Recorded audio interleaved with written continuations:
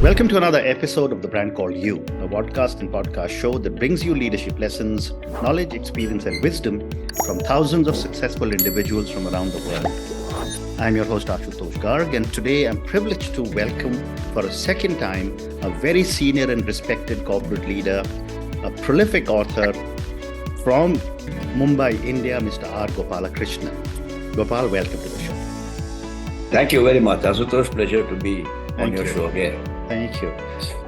Mr. Gopalakrishnan is an author of a book titled Inside the Boardroom, How Behavior Trumps Rationality. And you can see the book on just behind his right shoulder. He's the Chief Executive Officer of the MindWorks. He's the former Vice Chairman of Hindustan Unilever Limited. He's the Director of Tata Sons, Chairman of Castrol India, and a Director of the Press Trust of India. So Gopal, let's start talking about the book. Inside the Boardroom, How Behavior Trumps Rationality. And before I ask you my first question, I'm going to ask all my viewers and listeners to go and check out Mr. R. Gopalakrishnan's book on Amazon and any other platform that you use. So my first question is, tell me a little bit about your book and what was your hypothesis when you wrote it, given the fact that you've sat inside the boardroom for many, many decades? Well, to be honest, yes, you are right. I've been sitting on boards for 37 years, at least 25 different boards in 4 different countries. Correct. Largely in India, listed, unlisted, chairman, non-executive, all that stuff. And I'm at a reflective stage of my life.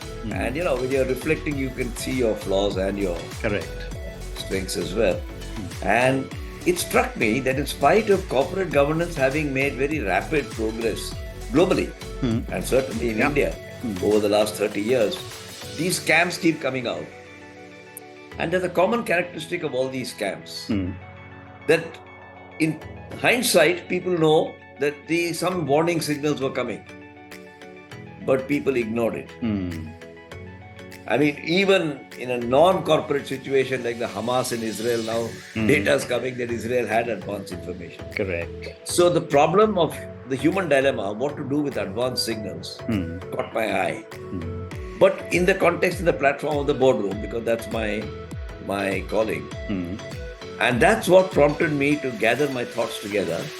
And with a co-author called Dr. Tulsi Jayakumar, who's an academic and who can provide a little academic basis of the human biases and so on. We co-authored this book, Inside the Boardroom, Why Behavior Trumps Rationality. Very interesting. And you discuss the influence of power and authority in boardroom behavior. My question is, how can boards mitigate the negative effects of these factors? It's like saying some children who are raised in metro cities go all right. How can a parent mitigate it? Can't avoid it. Getting to drugs and other habits. Well, you just got to be by being alert. Because so long as human beings exist, from the time of Julius Caesar and Duryodhana, power has gone to people's heads and they behave aberrantly. So to wish it away is nonsense.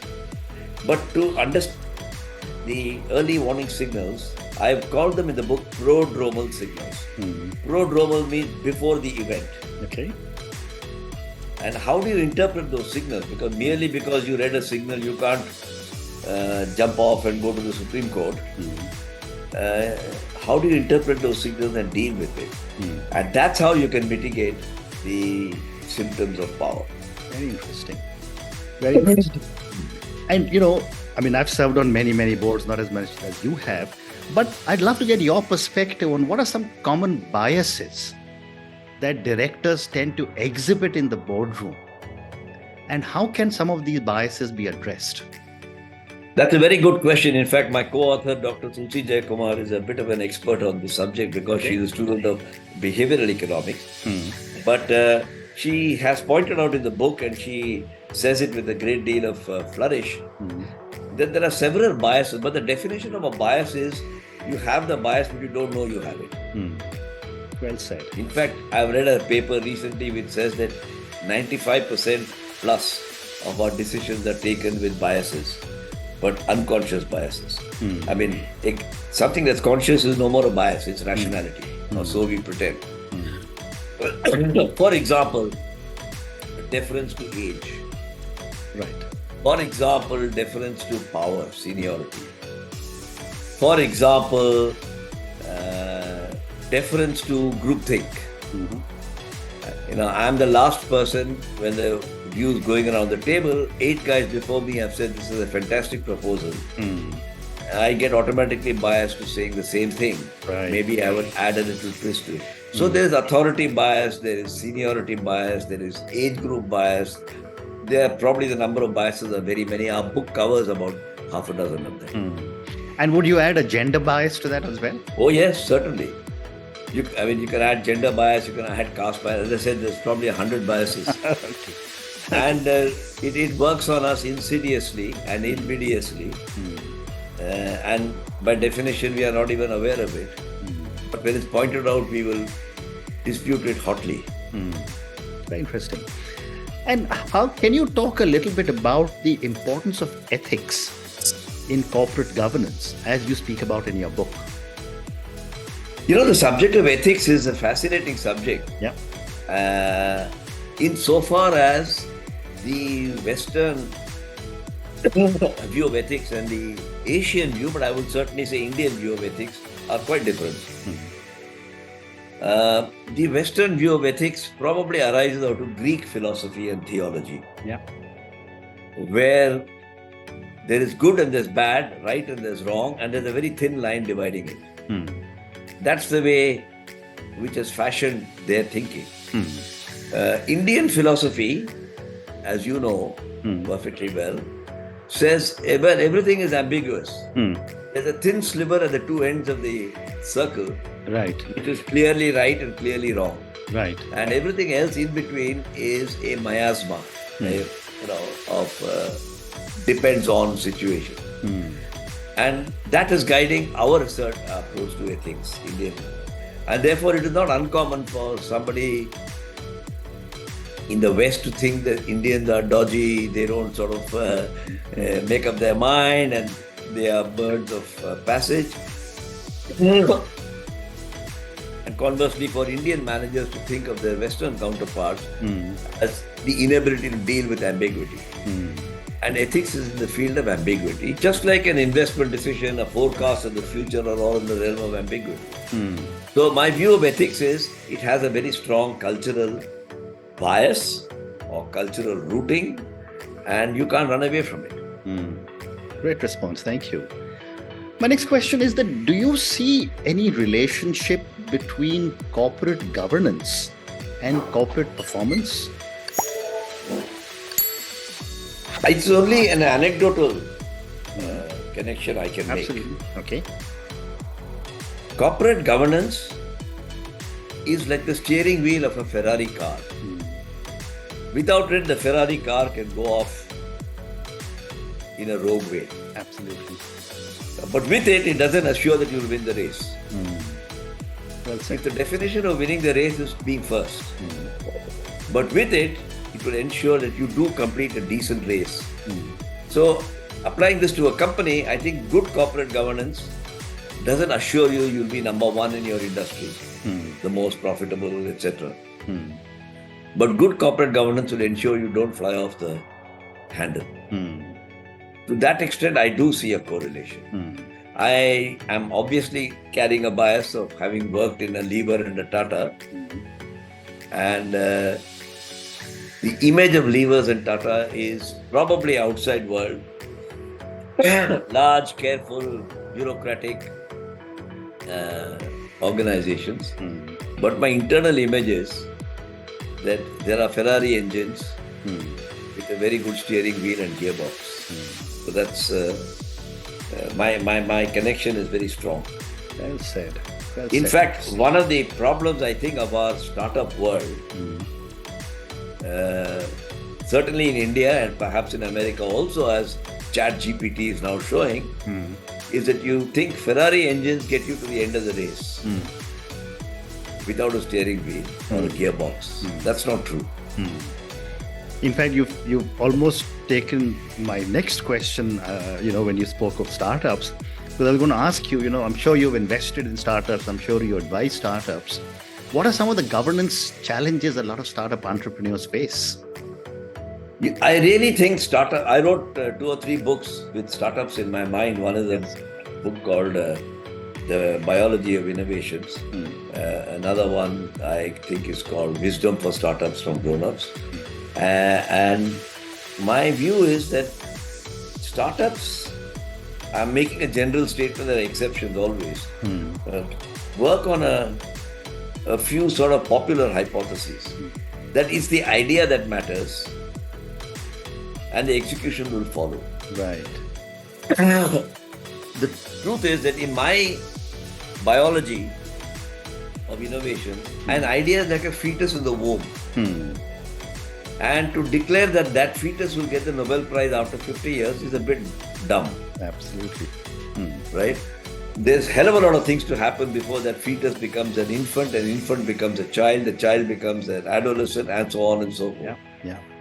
And that's where governance comes in.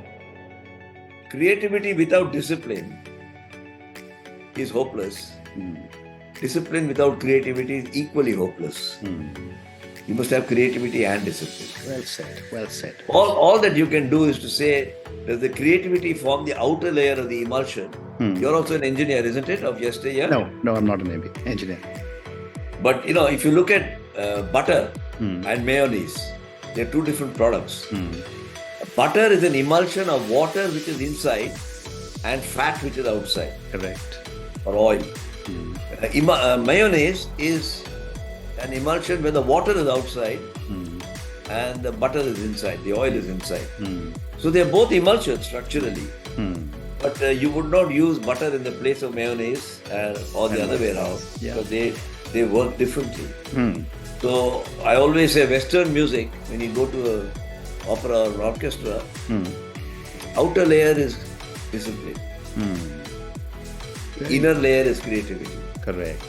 Go to an Indian classical music, the outer layer is informality and creativity. The inner layer is discipline. Correct. So we would always say you cannot get creativity without riyaz. In their case, riyaz is the show. The inside is the discipline. So, there are differences. Great example. And given the amount of, availability of technology and all boards being confronted with the digital age, do you see corporate governance beginning to change because of the digital age? Oh, no doubt about it. Because what corporate governance has, firstly, it's a young subject, it's only 30 years old. And it has matured quite well in 30 years. But it is assaulted by the very rapid progress of technology.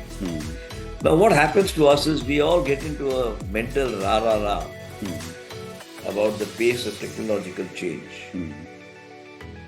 Very subtly ignoring, inadvertently, that our tools to cope with the change are also increasing rapidly.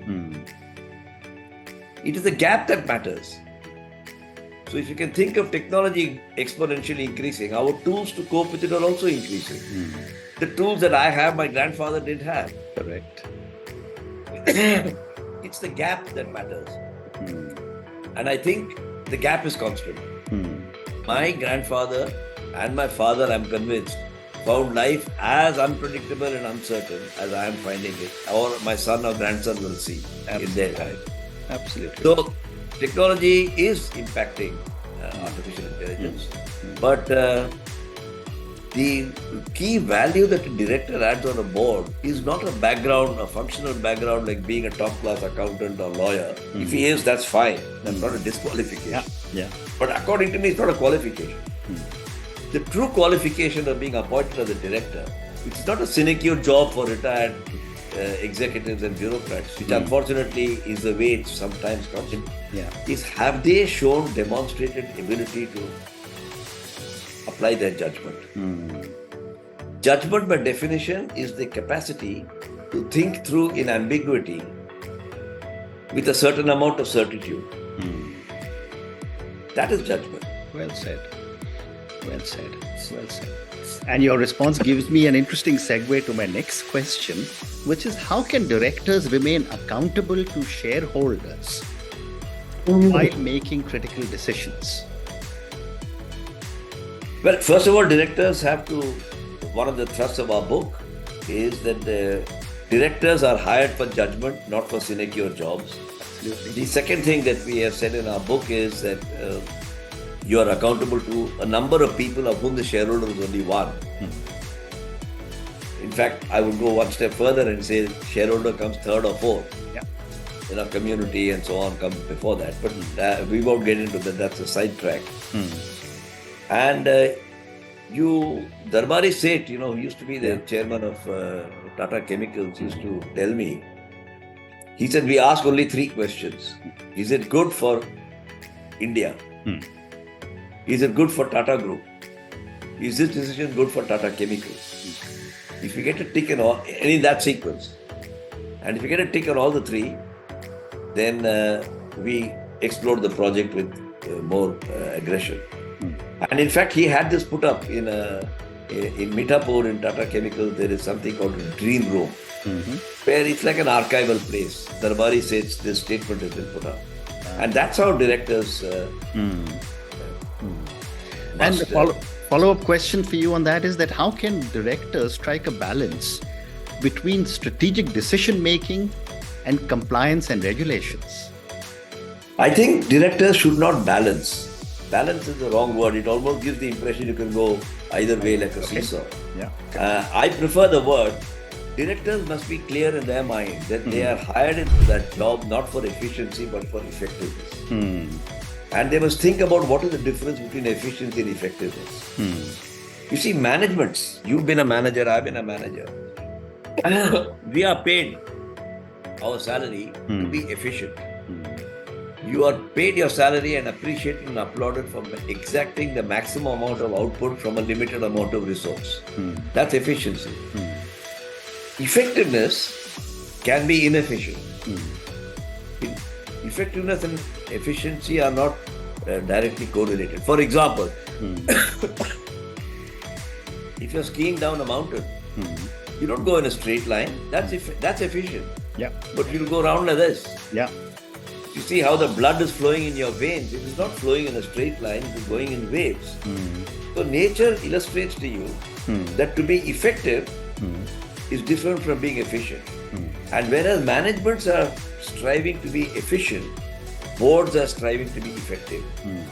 And it is in that cauldron that good decisions are made. Fascinating. The next question, Gopal, I have is on culture. Given the huge diversity of culture in our country, and a lot of our boards are culturally very, very diverse, how have you noticed governance changing based on culture? I don't know if, although there are micro-cultures within India, at least the people I meet in boardrooms are coming from a, if I may use the word, anglicized, westernized concept of management and enterprise. Right. I mean, I've never seen Swamiji or somebody sitting at a boardroom. I have not had that such an experience. It's possible if you went to Patanjali Ayurvedic, you may find such a situation. So, I think there is a irritating term that I've heard, a normalized Indian culture. Like a mixed vegetable curry is a vegetable by itself. It's not cauliflower or bengal. And that's the culture you see in boardroom. But deep within, the microculture does come into play. And I've seen foreigners finding it difficult to adapt to this, but not Indians with Indians. Okay. But here is a additional comment. We all think we have an open mind. If you ask anybody, have you got a closed mind? Have you ever met anybody who said yes? Right. And what happens to directors is there are some directors who feel that they should go through all the board papers with a pencil in their hand, marking all the columns and are getting their questions ready. As soon as the subject is presented, they jump in and almost like an auditor, they go through question 1, question 2, question 3. Right. Because they've come with a mind which is determined to ask those questions. In the process, biases like I'm showing I'm efficient, I've done my homework, I've read my papers, all that stuff come into play. My experience has been those who make the most significant contributions are those who have gone through the papers. They may or may not have marked the column that is not to be uploaded or rejected. But people are saying, I wonder what else there is in this which is not in the paper. Right.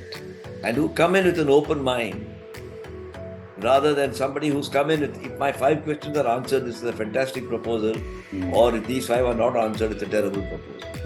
So, directors who have a binary mindset tend to be less effective than those who have a little 360 degrees or 280 degrees or whatever you want to call it. Great response. So time for 2 more questions. My next question is that there's a lot of discussions going on all over the world on the future of work. My question is, how do you see the future of corporate governance evolving in the light of so many behavioral insights that you've shared and the fact that, there are so many different types of work on hybrid and so on and so forth? I frankly think that in the world of AI and large language models, we are getting a bit seduced by the technology. Right. And it takes me back to 55 years ago when I began my career, when what to my eyes were doddering old guys in their 50s who were sitting with carbon paper and double foolscap sheets, terrified as to what computers might do to them. And that's been the sequence of technology and business and management for a long time. I think because these are created by humans, we should never forget that there is something called HI, human intelligence, or natural intelligence if you must, which ultimately draws that doesn't prevent disasters from happening. But human intelligence and what STEM does not teach you, but humanities does. Compassion, humanity, and those sorts of factors all come into play. So if you take work from home, for example, we know from whatever experience you and I have had that socialization of people is an important part of work effectiveness. Absolutely. And if you just do work from home, you'll become like a bricklayer who comes in the morning, lays bricks, collects his 500 rupees and goes away for the day and forgets about next day may not turn up. You cannot create great enterprises with that. But conversely, we also know that having a commute which takes you 1.5 hours from Thane to Churchgate and getting absolutely drained out by the time you reach work, and the converse for the return journey, is also not. And there is a hybrid. And I think, like we are doing right now, you and I, I've never met you physically, but we're having a reasonable, trusting and hopefully enlightened conversation. Your readers, your listeners will figure that out by using work from home. Fascinating. And my last question to you, and this is for the many, many people who will listen to our conversation, see our conversation. How can viewers, listeners, readers who are not board members benefit from the knowledge of the insights of your book, Inside the Boardroom? Well, they can listen to this podcast. Yes. I mean, you have book launches, podcasts, video interviews, summaries, book reviews. There are multiple ways. Just like you don't have to go back to your own company in ITC, you don't have to smoke 50 cigarettes a day from 5 different brands. Correct. To keep track of your brand and kill yourself in the process. Absolutely. There are many ways you can get feedback. I think the message that I have through my book, I just want to clarify this, is not about the boardroom. It is about human behavior. And just like if you ran a podcast on leadership, you might invite a general from the army who will always contextualize it to his experiences, so it will have some guns and tanks and warfare and strategy as examples. I happen to have my Rangmanch has been the boardroom. But the lessons are the same. Authority, even in a family, in a family managed business. I've been talking a lot to family managed businesses, saying it's not that these boardrooms are only in the 5-star companies where people wear jackets and ties. It also happens in your family. It happens within your family in non-business matters as well. So the lessons that we have here to look, when a mother is raising a child, she is doing exactly that, looking for prodromal signals. If the child is an adolescent and suddenly behaves in an aberrant way, marks are coming down or whatever, I think the mother does something about it. She doesn't ignore it. Yeah. Why should we not do the same thing in boardrooms? That's my question. Very well said. Very well said.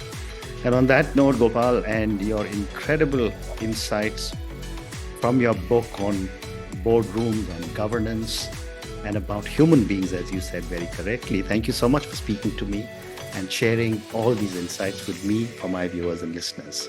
Thank you again and good luck. Thank you, Ashutosh. Always a pleasure to share thoughts with you and through you with your viewers. Take care. Bye-bye. Bye-bye.